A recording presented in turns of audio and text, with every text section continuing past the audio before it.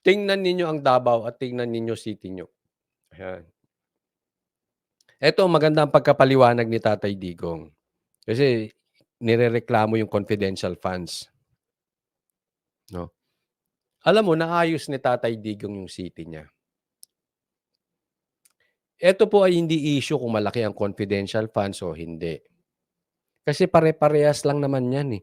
Yung iba tinawag na confidential funds, yung iba tinawag na extraordinary funds, yung iba nga diyan, tinatawag pa nga na legal corruption. Corrupt na ginawa lang legal.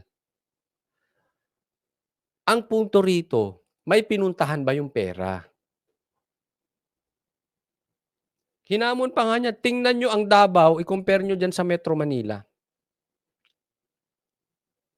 Hindi lang 'yan, tingnan niyo ang city niyo, mai-compare sa Davao. 'Yan po, kaya malakas ang loob ni Tatay Digong kasi may pinuntahan yung pera. Sabi nga niya, yung mga rebelde, yung mga komunista na rebelde, ayaw niyo sumuko, mga terorista, galing sa kanya 'yan. Yung sumuko, binigyan niya ng bahay, lupa, sinuportahan niya. Pinakita na puwede kang magbago dito sa administrasyong 'yan. Sa madaling salita, may pinuntahan yung pera. At sa akin ito lang ang bottom line. 'Di baling mahal, basta sulit.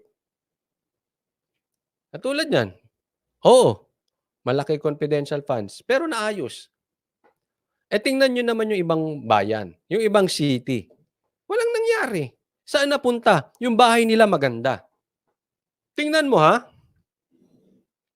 ito very typical sa mga nasa probinsya. Tingnan niyo kung kayo ay nasa probinsya, may mga sikat na apelyido diyan.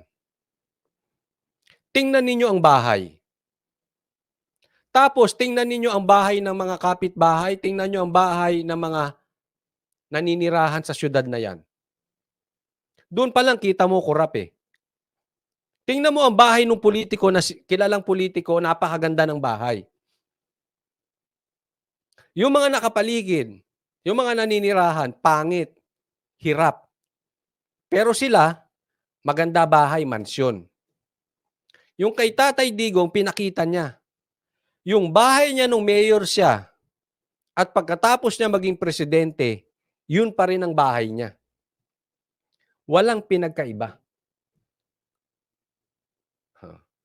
Sa madaling salita, nandoon siya sa city na maganda, pero mas maganda ang mga bahay nung mga nakapaligid sa kanya kasi naayos niya ang Davao, pero yung bahay niya ganun pa rin. And I dare kung sino mga politician ganyan. Oh. Bibihira. I'm not saying all. Pero wag tayong maglokohan. Ha? Yang mga politician na yan, hindi lang isang mansyon meron yan. May mansyon, pati mga kabit nila, wag tayong maglokohan. May mga alagang kabit ang iba dyan. Naku po, banda ako eh. Nakikita ko yung mga nagpupunta dyan. Kasi nagpe-perform kami sa mga ibang, alam nyo na, dyan sa mga ibang lugar na merong, hindi ko nababanggitin, ha? Nagpe-perform kami dyan sa Quezon Avenue. Tumutugtog ang banda ko dyan.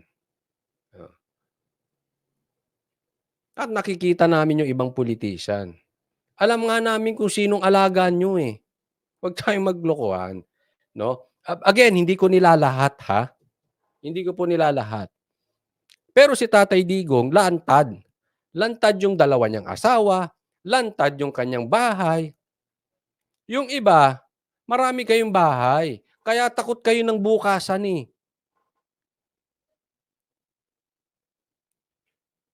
Si Tatay Digong tsaka mga Duterte, may pinuntahan yung kanilang confidential funds na gamit po yan, binigay sa iba.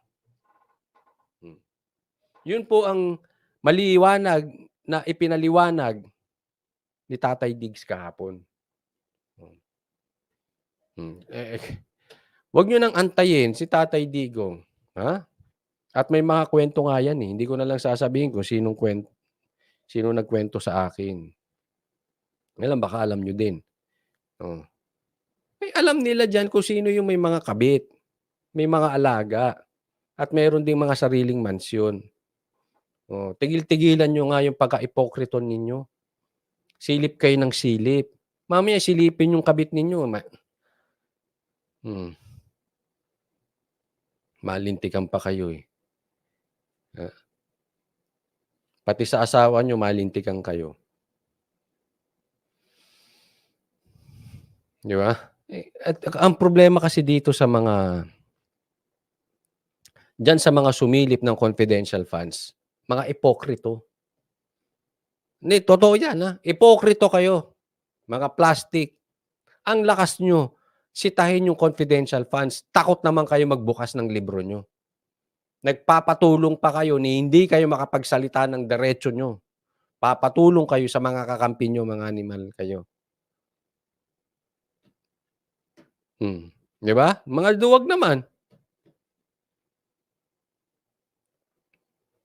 Nag-ano ba tayo? Nagloloko ba tayo? Hmm,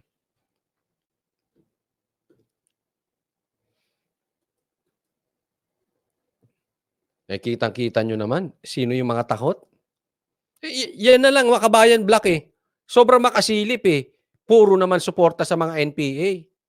Ang pa-plastic niyong mga yun. Sinong gusto niyong bigyan ng pera? Yung mga NPA? Pinapatay nga yung organisasyon. Kayo naman sige tanggol niyo, kayong mga kabayan black. Problema naman dito, kinampihan naman ni Romualdez, itong mga kabayan black. Itong mga dilaw talaga.